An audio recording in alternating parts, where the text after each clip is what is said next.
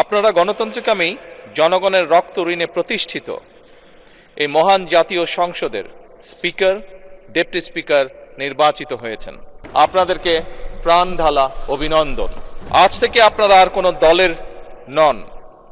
এই মহান জাতীয় সংসদের স্পিকার, আজ থেকে এই মহান সংসদের নির্বাচিত প্রত্যেক সদস্য আপনাদের চোখে সমান। আপনারা এই সংসদের অভিভাবক।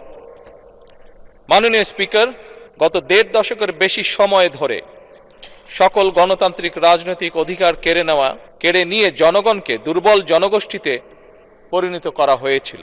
মহান জাতীয় সংসদকে মানুষের অধিকার লুণ্ঠনকারীদের ক্লাবে পরিণত করা হয়েছিল।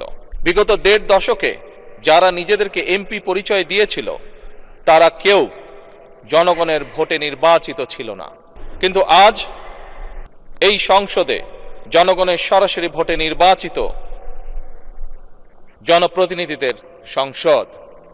আজকের এই সংসদ বাত ব্যথা, প্যারালাইসিস কিংবা আর্থ্রাইটিস, আধুনিক ফিজিওথেরাপি ও পুনর্বাসন চিকিৎসায় নির্ভরযোগ্য নাম ডিপিআরসি।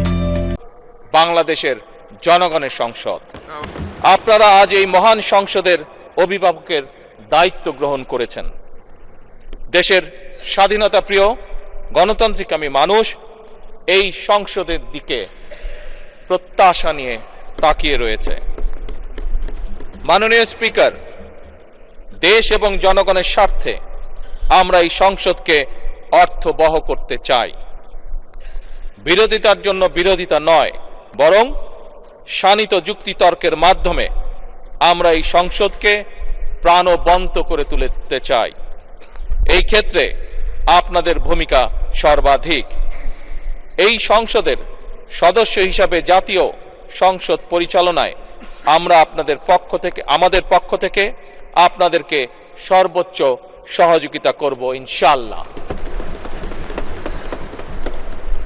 আপনাদের এই নতুন ভূমিকার জন্য সকল সংসদ সদস্যের পক্ষ থেকে আবারও আপনাদেরকে জানাই শুভেচ্ছা, অভিনন্দন এবং ধন্যবাদ।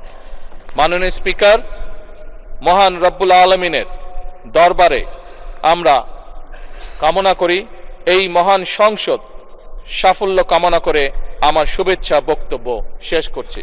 আল্লাহ হাফেজ।